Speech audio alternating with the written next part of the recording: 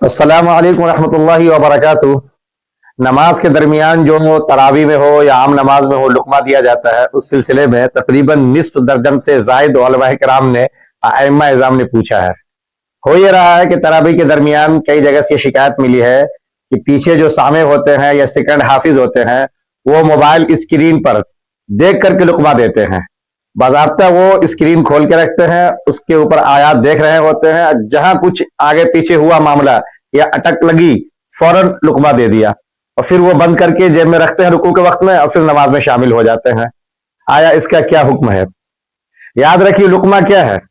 اگر امام نماز کے درمیان میں اٹک جائے، بھول جائے یا چھوڑ کے اسکپ کر کے آگے بڑھ جائے یا ایسے لفظ کو لے آئے جس سے نماز اس کی بگڑ سکتی ہے، فاسد ہو سکتی ہے، غلط معانی والے الفاظ کے لیے ملتے جلتے اس کی زبان پہ آ جائے،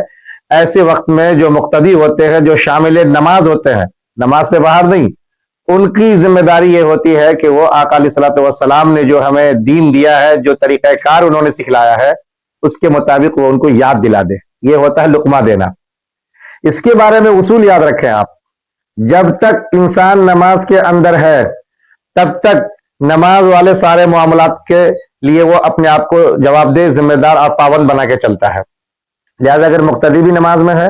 امام صاحب تو نماز میں آلریڈی ہے ہی، اب امام صاحب سے کہیں پہ بھول چوک ہو جاتی ہے اور یہ مقتدی میں سے کوئی ایک لقمہ دیتا ہے، وہ اس کو لیں گے، نماز سب کی ہو جائے گی۔ لیکن نماز سے اگر کوئی باہر ہے، خارج ہے، جیسے کہ کوئی موبائل دیکھ رہا ہے، نماز میں شامل نہیں ہے، رکوع کے وقت میں وہ جلدی سے موبائل کو جیب میں رکھ کر کے نماز میں شامل ہوتا ہے، کہ ایسا آدمی جو نماز سے باہر ہے، اگر اس نے لقمہ دیا اور امام نے لقمہ لے لیا، امام کی نماز فاسد ہو جائے گی، اسی کے ساتھ ساتھ ساری مقتدی لوگوں کی نماز خراب اور باطل اور فاسد ہو جائے گی، وہ نماز آپ کو لوٹانا پڑے گی۔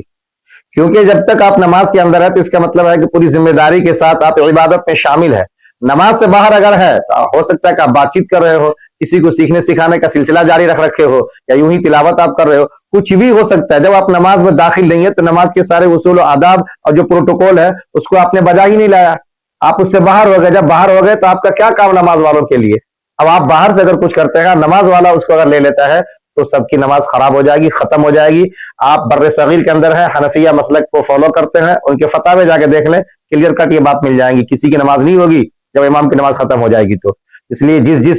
مساجد کے اندر بھی ایسا ہو رہا ہے، جہاں بھی سامع یا سیکنڈ حافظ ایسا دوسرے حافظ کو پریشان کرنے کے لیے ایسا کر رہے ہیں یا کچھ اور دکھانے کے لیے کر رہے ہیں، تو ہوش میں آئے، سنبھل جائیں آپ، ورنہ آپ اپنے ساتھ ساتھ سبھی کی نماز خراب کرتے جا رہے ہیں۔ یہ تو جن مسجدوں میں پتہ چل گیا، لوگوں نے پکڑ لیا، وہاں پہ آواز اٹھی، پھر یہ ساری باتیں سامنے میں آئی، تو یہ ساری باتیں آپ کو بتائی جا رہی ہیں، ورنہ جہاں پہ پتہ نہیں چلتا تو ان کی ذمہ داری ہے کہ ان سب باتوں کو اچھی طریقے سے سمجھ لیں۔ اس کے علاوہ دوسرا یہ ہے کہ بسا اوقات نماز میں ہوتے ہیں لیکن بہت ہی احتیاط کے ساتھ کھول کر کے دیکھ رہے ہوتے ہیں، لقمہ دیتے، ان کا کیا؟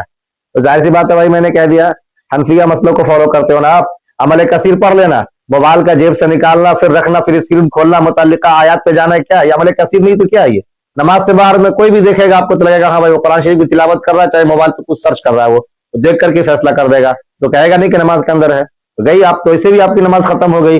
اور جب نماز آپ کی ختم ہوگی، آپ باہر چلے گئے، اس کے بعد یہ کام کر رہے ہیں، تو خارج صلاۃ، نماز سے باہر والا جو آؤٹ آف صلاح ہے، وہ اگر اس طریقے کا گائیڈ دیتا ہے اور امام اس کو لے لیتا ہے تو وہ بھی خارج صلاۃ چلا جائے گا، آؤٹ آف نماز ہو جائے گا، نماز اس کی ختم، دا اینڈ، بات ختم، یاد رکھیے۔